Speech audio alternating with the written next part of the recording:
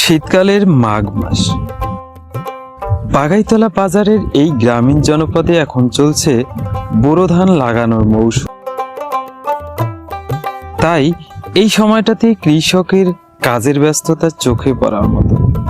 প্রিয় দর্শক, আজ আমরা এই জনপদ ঘুরে দেখার পাশাপাশি ঘুরে দেখব সাপ্তাহিক ঐতিহ্যবাহী বাঘাইতলা বাজার,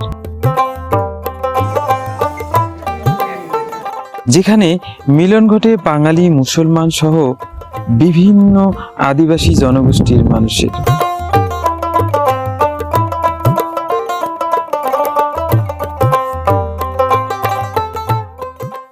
আসসালামু আলাইকুম প্রিয় দর্শক, ময়মনসিংহের হালুয়াঘাট উপজেলার বাঘাইতলা বাজারের গ্রামীণ জনপদ থেকে আপনাদের স্বাগত জানাচ্ছি। আজকের এই ভিডিওতে আমরা ঘুরে দেখব বাঘাইতলা বাজার। কিন্তু যাওয়ার পথে আমার এই জনপদটা এত সুন্দর লাগলো যে মাটির রাস্তা, আর বিশেষ করে এখন গ্রামীণ জনপদে যেহেতু প্রচুর পরিমাণে কাজের ব্যস্ততা, মানুষ কাজ করছে, যার কারণে এই দৃশ্যগুলো, গ্রামীণ যে দৃশ্যগুলো এখন কিন্তু খুবই সুন্দর হয়েছে। যার কারণে মনে হলো যে আমার এই ভিডিওটা আজকের জন্য গ্রামীণ জনপদের সাথেই করা উচিত। এটা মূলত গারো আদিবাসী পরিবার, এখানে প্রচুর পরিমাণে মাটির ঘর বাড়ি আছে। তা চলুন দর্শক, এই জনপদটা দেখার পাশাপাশি আমরা চেষ্টা করব বাঘাইতলা বাজারটা, এই বাজারটা আমরা আজকে ঘুরে দেখার চেষ্টা করব।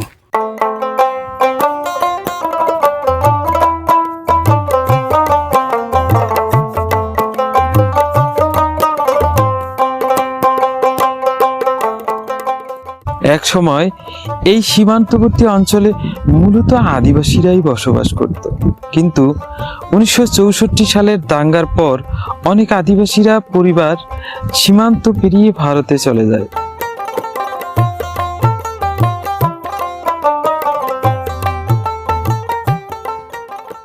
এরপর ধীরে ধীরে এখানে মুসলমানদের বসতি শুরু হয়, আর তখন থেকে এই অঞ্চলে চাষাবাদের এক নতুন বিপ্লব ঘটে। বাঙালি মুসলমানদের কাছ থেকে আদিবাসীরা কৃষিকাজের নানা কৌশল শিখে নেয়, আর সেই জ্ঞানকে কাজে লাগিয়েই তারা নিজেদের জীবনধারায় আনে বিরাট পরিবর্তন।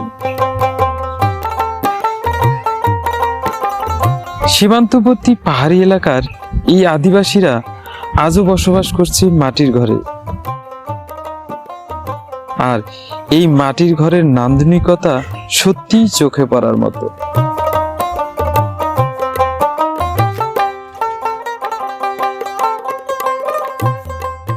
চলুন দর্শক, এই গ্রাম ঘুরে দেখার পাশাপাশি আমরা এবার ঢুকে পড়ি ঐতিহ্যবাহী সাপ্তাহিক বাঘাইতলা বাজারে।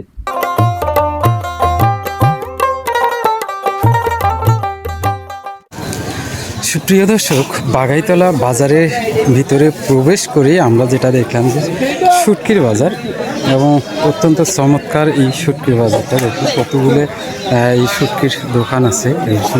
চারিদিকে যদি আপনারা দেখেন, এখানে শুটকি বাজার, সামনে পানের মার্কেট। আমরা যদি সুযোগ পাই পরে দেখাবো। এটা হচ্ছে পুরাটাই শুটকির বাজার, আর সামনে হচ্ছে হাঁস মুরগির বাজার। আমরা চলুন এই হাঁস মুরগির বাজারটা একটু দেখার চেষ্টা করি ভালোভাবে, এবং কী রকম এখানে হাঁস মুরগি উঠেছে। এবং দেখুন কত সুন্দর হাঁস মুরগি, এখানে হাঁস, সামনে মুরগি আমরা দেখবো, পুরোটাই দেখার চেষ্টা করব সম্পূর্ণ। কিন্তু এই দেখেন, এগুলো সম্ভবত খামার করে হাঁস মুরগি করা। চাষার চাষা দাম বলে বেচকিন করতেছি তো। করতেছেন কত করে জোড়া বেচতেছেন? জোড়া 1100, 1100, 1000। একটু মনে হয় দাম বাড়ছে না হাঁসে? একটু কমছে, আগে তো 1200 আছে। আগে 1200 ছিল, 900 বেশি। আচ্ছা, আপনি কি খামার দিচ্ছেন? না, পালা এগুলি ঘরোয়াভাবে পালা না? আচ্ছা দর্শক, এগুলো হচ্ছে ঘরোয়াভাবে পালা। এগুলো মনে হয় নতুন হাঁস, আর পুরাতন হাঁসের তো আরো মনে হয় একটু দাম বেশি হবে। আর এই চাষা নিয়ে আসছে এলো চীনা হাঁস। চীনা হাঁস মোটামুটি অনেক বড় হয়, এবং এদের মাংসও কিন্তু দেখতে সুন্দর এবং সুস্বাদু হয় অনেক। এই যে ভাই ভাই দাম বলে চীনা হাঁস হ্যাঁ ভাই দাম বলতেছো তো কত বলে দুইটা? দুইটা 2800 টাকা আর ওইগুলো হলো 300 টাকা। এটা 300 350 টাকা পিস, আর এই দুইটা 2800 বলছে, 1400 করে না? 1400 করে পুরাতন হাঁস, যার কারণে এটার একটু দাম বেশি, তার কারণ মাংসের স্বাদ হয় অনেক বেশি, এই জন্য পুরাতন হাঁসগুলো 600 টাকা। হ্যাঁ 550 600 দেশি হাঁস না জোড়া। আচ্ছা, তো চলুন আমরা আরো দু একটা দাম জানার চেষ্টা করব।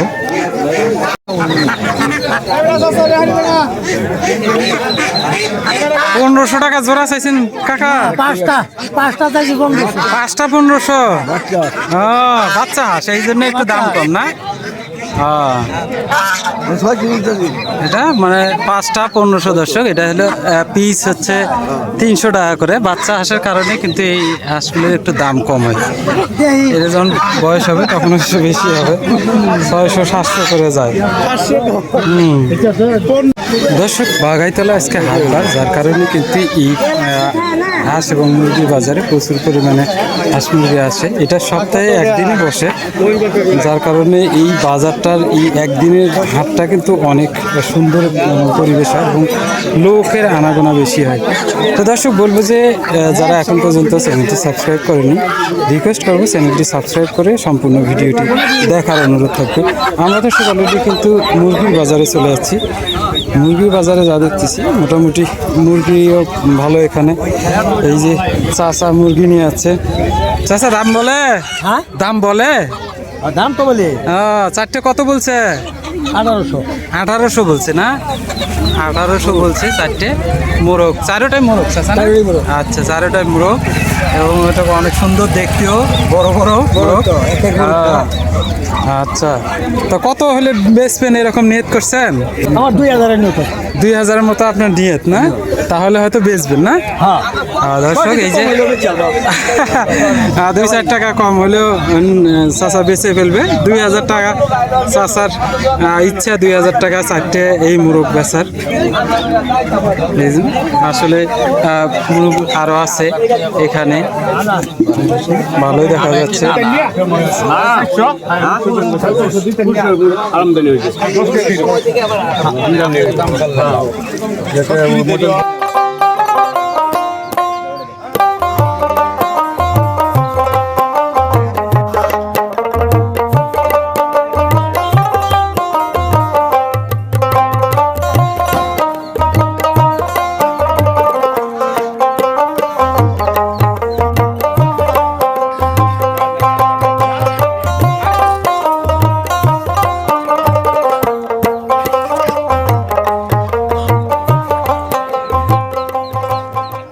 প্রিয় দর্শক, আমরা কিন্তু হাঁস মুরগির বাজার শেষ করে অলরেডি সবজির বাজারে প্রবেশ করেছি। আসলে সবজির বাজারটা দেখে আমাদের খুবই ভালো লেগেছে, তার কারণ এর পরিবেশটা দেখুন, একবারে কিন্তু খোলামেলা পরিবেশ, কত সুন্দর খোলা জায়গার মধ্যে সবজির বাজারটা। এবং যেহেতু বর্তমানে শীতকাল, আর শীতকালীন সবজি প্রচুর পরিমাণে কিন্তু বর্তমানে ওঠে, আর বাজারের সৌন্দর্য কিন্তু এই শীতকালে বেশি বৃদ্ধি পায়, কারণ সবজির আমদানি অনেকটা বেশি হয়। শীতকালীন সবজি প্রচুর পরিমাণে থাকার কারণে কিন্তু বাজারের সৌন্দর্য কিন্তু অনেকটা বেড়ে যায়। আর চলুন আমরা এই বাজারটা ঘুরে দেখতে দেখতে আমরা কিছু তরকারি দাম জানার চেষ্টা করব, যেমন বিশেষ করে বেগুন, ফুলকপি। এখনকার সময়ে কিন্তু প্রচুর পরিমাণে ফুলকপি, সিম বাজারে ওঠে। আমরা চেষ্টা করব এই জিনিসগুলো একটু দাম জানার, তারপর আমরা এখান থেকে বের হওয়ার চেষ্টা করব। তো এখন পর্যন্ত যারা চ্যানেলটি সাবস্ক্রাইব করেনি, প্লিজ রিকোয়েস্ট করবো চ্যানেলটি সাবস্ক্রাইব করে সাথেই থাকুন। দর্শক, আপনাদের বলবো যে বেগুন কিন্তু 2-3 জাতের বেগুন। দেখুন যে কত বড় বেগুন, আর এই যে আমার সবচেয়ে প্রিয় একটা বেগুন, এই বেগুন কালো বেগুন এবং চিকন। কাকা, চিকন ওটা কত করে বেচতেছেন? 30 টাকা বেচতেছেন না? আর এইটা 40 টাকা করে, এটা না? এটা সবসময় একটু দর্শক দাম বেশি থাকে, এটা দেখতেও সুন্দর আর অনেক বড়। অনেকেই ভাজি বড়া খাওয়ার জন্য অনেক পছন্দ করেন, যার কারণে এটার দাম বেশি। আর এই বেগুনটাও কিন্তু দেখতেও সুন্দর, কিন্তু এটা তরকারি খাওয়ার জন্য খুবই টেস্টি হয় এবং সুস্বাদু হয়। আগে কিন্তু এই যে গ্রামাঞ্চলে কিন্তু এই ফুলকপিটা ছিল না, এখন কিন্তু এই যে ফুলকপি কিন্তু চলে আসছে, হলুদ ফুলকপি। আগে অ্যাভেলেবল কিন্তু এই সাদাটা ছিল, আর এইদিকে সাধারণত যে ব্রোকলি পাওয়া যায় না, আর ফুলকপি হলুদটা অলরেডি চলে যাচ্ছে। ভাই কত করে বেচতেছেন এটা? 30 টাকা। আর সাদাটা একই দাম। তো দেখতে তো সাদাটাই ভালো লাগে, তাই না? চলে কেমন এটা? ভালোই চলে না? আসলে নতুন হিসেবে মনে হয় মানুষ অনেকটা পছন্দ করে। হচ্ছে গাজর, মরিচ। গাজর কত করে বেচতেছেন ভাইয়া? 30 টাকা গাজর কেজি। এখন মোটামুটি দর্শক সব ধরনের সবজি কিন্তু 30 টাকা, 40 টাকা বা 35 টাকার মধ্যে প্রায় সব ধরনের সবজি পাওয়া যাচ্ছে। আমরা বেশি না কত করে চাচা? কাকা আজকে দাম বাইরে গেছে, 100 টাকা কেজি বেচতেছে। এটা দেশি বালু ঝুড়িটা, বালু ঝুড়ি? অরিজিনাল গৃহস্থটা বালু তাহলে ঝুড়িটা। কি এটা আপনার চরের চলে চরের মরিচ? হ্যাঁ, মরিচের দামটা খালি ওঠে আর নামে। শ্রীবর্তী বক্সবন্ধের এদিকের মরিচ এটা। বুঝতে পারছি। প্রিয় দর্শক, এই বাজারটা আদিবাসী এবং মুসলিমদের একটা মিলন মেলা শুরু হয়। আপনাদের দেখায় আসলাম যে এখানে আদিবাসীদের বাড়িঘর, বিশেষ করে গারো, হাজং এবং বিভিন্ন ধরনের আদিবাসী কিন্তু এই বাজারটাতে কাস্টমার হিসেবে আসেন। আর মুসলমানের সংখ্যা একটু বেশি হবে, যেহেতু সীমান্তবর্তী এলাকা এবং সীমানাটা একটু দূরে, যার কারণে এখানে সব ধরনের মানুষই আছে। আদিবাসী এবং মুসলিমদের মিলন মেলার হাট বলা চলে এটা।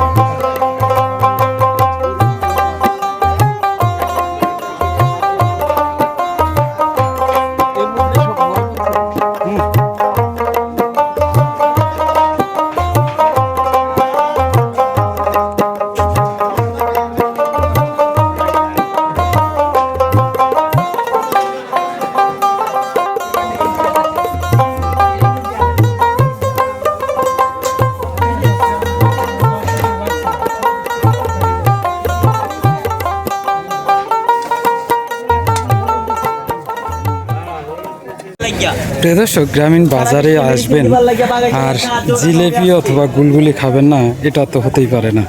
তাই আমরাও চিন্তা করলাম যে এই বাজার ঘুরে অবশ্যই জিলাপি এবং গুলগুলি খাওয়ার আমরা প্রস্তুতি নিচ্ছি। আমার সাথে আছে আনাল ভাই, মুকুল ভাই, তারা অলরেডি কিন্তু বসে গেছে। চলুন আমরা এই জিলেপি এবং গুলগুলি খাওয়া শেষ করে আমরা এখান থেকে বিদায় নিই। এই দেখুন, এই গুলগুলি খাওয়ার বিষয়টা কিন্তু ইন্টারেস্টের ব্যাপার। হ্যাঁ বিজন ভাই, এই ছোটবেলা 5 টাকা 2 টাকা দিয়ে যেতাম গ্রামে হাটে, তখন এই ঘুলঘুলিটা মানে আমাদের কাছে খুবই জনপ্রিয় এবং মানে কি বলবো, ঘুলঘুলি ছাড়া খাওয়ার জন্য খুব জেদ করতাম হ্যাঁ, আমার কাছে যে গুলগুলি না খাইলে হবে না। আমার মনে হয় বাংলাদেশে যেগুলো একটা খাওয়াইতেই হবে তো অবশ্যই, আবার যাওয়ার সময় 1 টাকা দিতে হবে, আর 1 টাকা অথবা 50 পয়সা আমরা বুট নিয়ে যেতাম। আর আমার মনে হয় বাংলাদেশে যারা, বাংলাদেশে বিশেষ করে যাদের জন্ম, তারা এই ঘুলঘুলি জিলাপি গ্রামীণ বাজারে এসে খায়নি এমনটা হয় না। তো এর সাথে আমাদের একটা স্মৃতিকাতরতা রয়েছে, একটা নস্টালজিক ব্যাপার রয়েছে। তো সেইটাকে আমরা উপলব্ধি করি। আমরা, আমাদের বয়স বাড়ছে কিন্তু মনের তো বয়স বাড়ায়নি ভাই। ভালো লাগে, হ্যাঁ ভালো লাগে এই স্মৃতিগুলো, গ্রামীণ স্মৃতিগুলো আসলে ভালো লাগে।